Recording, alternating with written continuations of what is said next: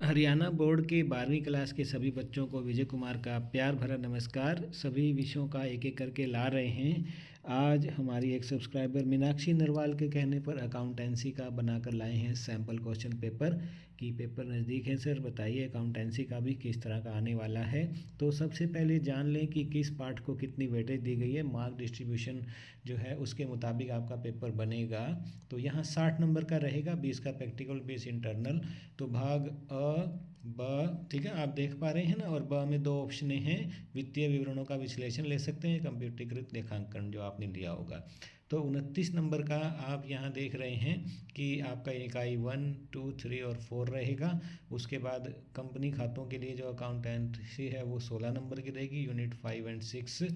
अब यदि आप भाग बी में वित्तीय विवरणों का विश्लेषण पर जाते हैं तो यूनिट 7 है, उसमें 4 की और 8 और 9 11 की रहेंगी। अगर आप दूसरे ऑप्शन में जाते हैं कंप्यूटराइजेशन में तो वहाँ पर इकाई 6, 7, 8, 15 नंबर की रहेंगी।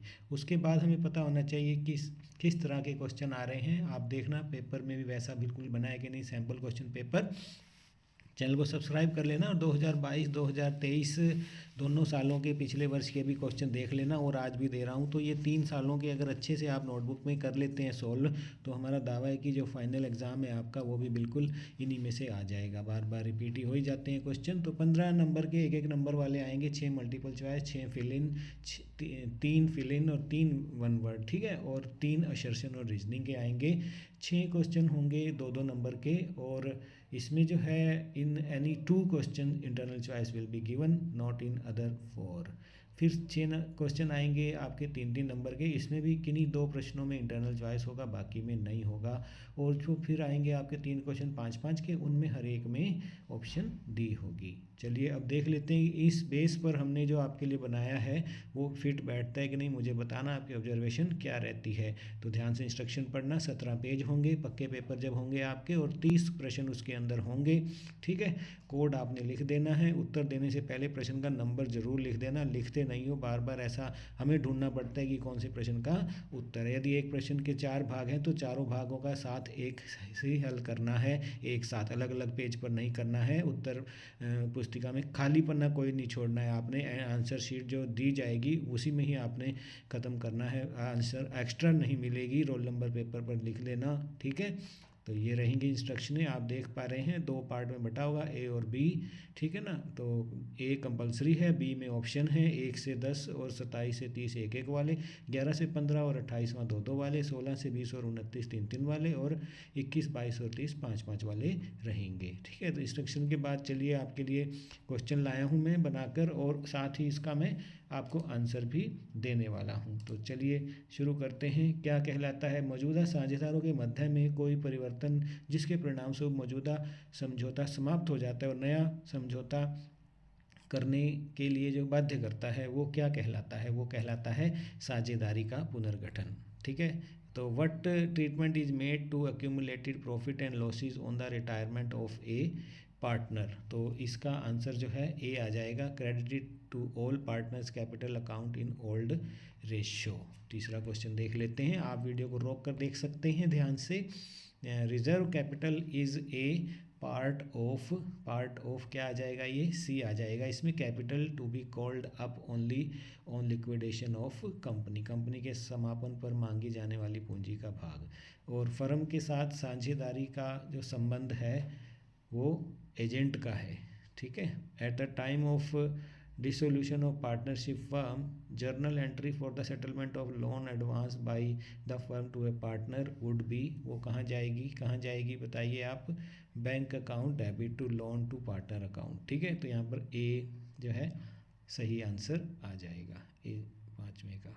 उसके बाद छठा क्वेश्चन देखिए, गिव वन सर्कमस्टांस इन विच सैक्रिफाइसिंग रेशियो में बी अप्लाइड। तो वो कौन सी है कि विद्यमान साझेदारों के लाभ विभाजन अनुपात में परिवर्तन के समय, eight the time of change in the profit sharing ratio of existing partners जो है उसमें जो है त्याग अनुपात लागू किया जा सकता है। असर्शन है a loan from a partner is not transfer to realisation account, बताइए। और रीजनिंग है कि a loan from a partner is not an external liability but it discharge before payment of capital. और इसमें ऑप्शन देखिए A, B, C और D। तो इसमें सही आंसर क्या आ जाएगा, इसमें both reason and assertion are correct and reason is the correct explanation of assertion, ये इसका आंसर आ जाएगा। चलते हैं 8वें क्वेश्चन की ओर। असर्शन है कि balance at bank is transferred to realisation account, और balance at bank is not to be realise but instead distributed in its present form. तो यहाँ पर बताइए A, B, C, D 4 option दिए गए हैं, तो इसमें D जो है सही फिट बैठ रहा है। Assertion A is not correct but the reason R is correct. 9th question देखिए, पूंजी के उस भाग को क्या नाम दिया जाता है जो केवल कंपनी के समापन पर ही मांगा जाता है, क्या कहा जाता है उसे, आरक्षित पूंजी कहते हैं। और ऋण पत्रों के मोचन पर प्रीमियम खालिस्तान खाता है, व्यक्तिगत खाता है। Give any 2 points of distinction between share holder and debenture holder. शेयरधारी और ऋण पत्रधारी के बीच 2 अंतर लिखिए। कि शेयरधारी तो कंपनी के स्वामी होते हैं, जबकि ऋण पत्रधारी कंपनी के ऋणदाता होते हैं, ठीक है ना। और शेयरधारी को कंपनी से लाभांश मिलता है, जबकि कंपनी से ब्याज मिलता है। तो ये इस तरह से आपने ये 2 आंसर इसके पॉइंट देने होंगे, तभी पूरे मार्क्स मिलेंगे। तो यहाँ पर देखिए 12th क्वेश्चन है, W&S are equal partner, their capital are ₹40,000 and ₹80,000 respectively. After the account for the year are prepared, it is discovered that interest on capital at the rate 10 is not credited to capital account before distribution of profits. Make necessary adjusting journal entry. तो क्या करेंगे, यहाँ पर देखिए interest on capital credit में W के 4,000 है ना, और डेबिट में यहाँ पर 6,000। इस तरह से आंसर जो है आपको डिस्क्रिप्शन बॉक्स में दे देता हूँ, ठीक है प्यारे बच्चों, वहाँ से देख लेना इसका। उसके बाद अगर इसका दिया है ऑप्शन में भी, तो साझेदारी की कोई 2 विशेषताएं लिखिए। साझेदारी में क्या है कि 2 या 2 से अधिक व्यक्ति हों, साझेदारी के बीच जो एग्रीमेंट हो, ठीक है ना, शेयरिंग ऑफ प्रॉफिट हो, और व्यवसाय की उपस्थिति एवं लाभ कमाने का उद्देश्य हो, है ना, existence of business and profit motive हो, और रिलेशनशिप ऑफ प्रिंसिपल एजेंट का होना भी ये जरूरी है। तो एक फर्म का औसत 70,000 है, ठीक है। तो इस तरह से इसका आंसर मैं आपको करके दिखा देता हूँ, फ़ोटो ही भेज देता हूँ, ठीक है। तो ये इससे काम चलाओ आप, ओके। उसके बाद 14 देखिए आप, इसकी भी इमेजेस आपके साथ साथ भेज रहा हूँ सोल्व करके, 14, 15 का भी। और 15 में देखिए आप ये, तो ये इमेजेस हैं। इसमें क्या आ रहा है, 15 का है कि त्याग अनुपात और लाभ प्राप्ति अनुपात में 2 अंतर बताइए, ठीक है। Distinction between sacrificing ratio and gaining ratio. तो इसमें क्या हो जाएगा कि जो सेक्रीफाइसिंग रेशियो है वो अनुपात है जिसमें पुराने साझेदार द्वारा नए साझेदार के पक्ष में अपने हिस्से का त्याग किया जाता है, और गेनिंग है वो जिसमें शेष साझेदारों द्वारा अवकाश ग्रहण करने वाले अमृतक साझेदार के हिस्से को प्राप्त किया जाता है, ठीक है। और व्हेन कैलकुलेटेड है तो त्याग अनुपात नए साझेदार के फर्म में प्रवेश के समय निकाला जाता है, और जो यहाँ पर है गेनिंग में क्या होता है कि गणना का समय लाभ प्राप्ति अनुपात किसी साझेदार के फर्म से अवकाश ग्रहण या मृत्यु के समय निकाला जाता है। पर्पज ऑफ कैलकुलेशन में भी जो है डिफरेंस होता है। नए साझेदार के हिस्से की ख्याति की राशि को त्याग अनुपात में पुराने साझेदारों में बांटा जाता है। अवकाश ग्रहण करने वाले साझेदार को दी गई ख्याति की शेष राशि साझेदार द्वारा लाभ प्राप्ति अनुपात में दी जाती है। गणना का सूत्र है पुराना अनुपात घटा नया अनुपात, और इसमें होता है नया अनुपात घटा पुराना अनुपात, ठीक है। तो इस तरह से इसका हो जाएगा। 16 क्वेश्चन देखिए, फॉलोइंग जो है ये दी जा रही है, इसका आंसर मैं आपको पिक में ही दे रहा हूँ ये, तो आप बार बार जो है इसको रोक कर देख सकते हैं, क्वेश्चन को भी ध्यान से समझिए, ठीक है। और इस तरह से ये क्वेश्चन है, और ये आपको इसका आंसर दिया जा रहा है 16वें का। तो 17वां देखिए, जर्नल है ये, ठीक है। तो इसमें एंट्री करनी है इस तरह से, क्वेश्चन को समझ लो, फिर मैं आंसर भी दे रहा हूँ, और ये 17वें का आंसर आप देख पा रहे हैं। इस तरह से प्रैक्टिस कीजिए आप। 18वां क्वेश्चन देखिए आप, पहला, और ये इसका है ना, इस तरह से आप देखिए, और इसका ये आंसर आपको पिक भेज रहा हूँ, 1, 2, 3 इसके भाग हैं। उसके बाद 19वां देखिए, ठीक है, ये स्टेटमेंट पढ़िए 19वां, और इसका भी हल करके आपको दिया जा रहा है। उसके बाद 20वां 19वें का पार्ट भी है, ठीक है, और में तो वो भी दिया जा रहा है आपको। 20वां क्वेश्चन देखिए, तो 20वें क्वेश्चन को भी हल करके आपको ये फ़ोटो भेजी जा रही है, क्वेश्चन को ध्यान से समझ लें। उसके बाद ये इमेज है। 21वां क्वेश्चन है ये, देखिएगा आप स्टेटमेंट को ध्यान से देख लें, वीडियो को रोक कर नोटबुक में नोट करें, हल करें, फिर हम आंसर भी आपके लिए लेकर आ रहे हैं। हिंदी इंग्लिश दोनों में है, बड़े बड़े क्वेश्चन है ये। तो ये इसके आंसर की इमेज आपके पास भेजी जा रही है। और में था कि व्यवसाय में नए साझेदार की आवश्यकता के क्या कारण हैं, कि साझेदारों की सहमति से फर्म में प्रवेश दिया जा सकता है जब तक कि अन्यथा सहमति ना हो। जब फर्म के विस्तार के अधिक पूंजी की आवश्यकता होती है ना, तो शर्तों के साथ जोड़ा जाए। जब नए साझेदार के पास विशेषज्ञता हो जो फर्म के व्यवसाय विस्तार के फायदेमंद हो। जब विचाराधीन साझेदार प्रभावशाली या विख्यात व्यक्ति और फर्म में उसके प्रवेश से ख्याति या प्रतिष्ठा में वृद्धि हो। तो इस तरह से हो जाएगा इसका, ठीक है। उसके बाद 22वां क्वेश्चन देखिए। तो ये 22वां क्वेश्चन है और ये इसका हल भेजा जा रहा है। हिंदी में भी देख लें 22वें क्वेश्चन को, और फिर इसका और भी है, ये शॉर्ट नोट लिखने हैं इन पर, ठीक है।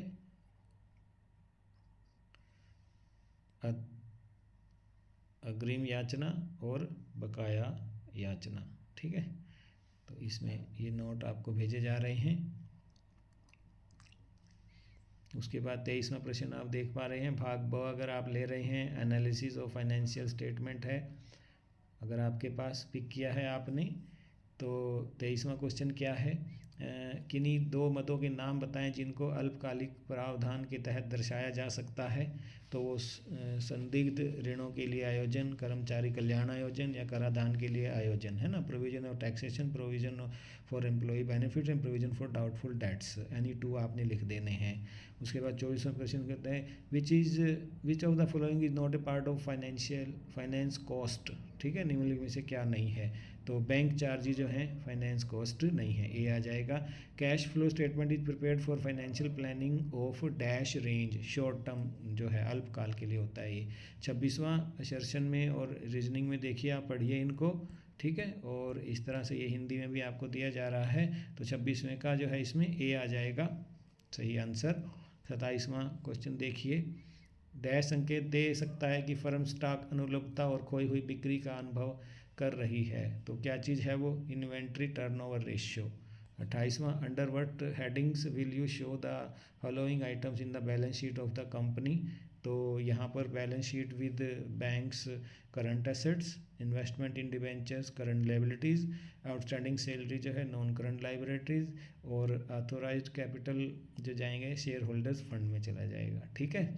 उसके बाद 29th में देखिए ये क्वेश्चन है, ये बड़े बड़े क्वेश्चन है, तो मैं आपको जो है इसका पिक भेज रहा हूँ और इसमें ऑप्शन भी है, व्हाट इज रेशियो, ठीक है। तो दो संख्याओं के पारस्परिक संबंध को गणीय रूप में प्रकट करना अनुपात कहलाता है, ठीक है। और उपयोगिताएं क्या हैं इनकी, फर्म की वित्तीय स्थिति को समझने के लिए, वित्तीय प्रदर्शन और स्थिति को व्यक्त करने उपाय, कई वर्षों की वित्तीय जानकारी पर अंतर, फर्म विश्लेषण, वित्तीय योजना और नियंत्रण की संभावना, ठीक है। 30वां क्वेश्चन देख सकते हैं आप ये, और इसका ये आंसर दिया गया है आपको। और उसके बाद कैश फ्लो वाला क्वेश्चन भी है ये, तो इसका भी आपको आंसर भेज रहे हैं, ठीक है, रोकड़ प्रवाह वाला। तो ये है कंप्यूटराइज अकाउंटिंग में आप देख पा रहे हैं 23वां, name any two component of computerise accounting system. तो कौन कौन से हैं वो, data, report, ledger, hardware, software, any two आप दे दीजिए। 24वां, कंप्यूटर लेखा प्रणाली डैश को, है ना, accounting transactions and accounting software के माध्यम से।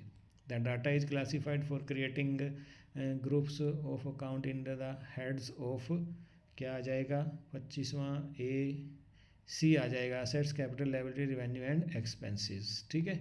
26वें में क्या है, A1 ratio E2 in Excel refers to, क्या मतलब है इसका, column between start and end point of Excel sheet आ जाएगा। उसके बाद 27वां, निम्न में से कौन कंप्यूटर की रेखा प्रणाली की सीमा नहीं है, कौन नहीं है, C, data is not made available to everybody. Explain sequential and mnemonic codes. तो ये क्या होते हैं देखिए आप, sequential codes are those codes in which the numbers और letters are arrange in a consecutive order and these types of codes are mostly applied in source documents such as check invoices. It also helps in document search by tracking a relevant document based on जैसा आप जानते हैं ना code, और by identifying the missing code in a document based on the numbers. और mnemonic code में क्या होता है कि that consist of alphabets or abbreviations as symbol for codifying a piece of information, जैसे HQ for headquarter and DLI for Delhi in train booking. ठीक है, ऐसे आ जाएगा। 29वां क्वेश्चन देख पा रहे हैं आप, ग्राफ से आप क्या तात्पर्य है। Graph is defined as a diagram और a practical representation that represent the inter relation between data और value in an organise manner. Advantages क्या है कि presentable and easy to understand हो जाता है, summarising the data in a crisp manner हो जाता है, comparison of data in a better way we can do. ठीक है, उसके बाद इसमें और भी आया है कि टैली के बारे में आया है। ठीक है, तो टाइप ऑफ वोचर में आप ले लेंगे Contra voucher, receipt voucher, payment voucher और जर्नल वोचर। इस तरह से चारों की डिटेल आपने दे देनी है। 30वां क्वेश्चन देखिए, किसी सूत्र या फंक्शन के अमान्य संख्यात्मक मान देने पर दिखाई देने वाली त्रुटि को पहचाने। ठीक है, तो इस तरह से आंसर आपको स्क्रीन पर दिया जा रहा है। ठीक है प्यारे बच्चों, तो अकाउंटेंसी का क्लियर हो गया होगा। कोई भी क्वेश्चन है तो ज़रूर लिखें, ज़रूर रिप्लाई किया जाएगा। वीडियो अच्छा लगा है दोस्तों में भेज देना, लाइक कर देना। ठीक है, शेयर कर देना दोस्तों में, चैनल को सब्सक्राइब कर लेना। Bye, all the best.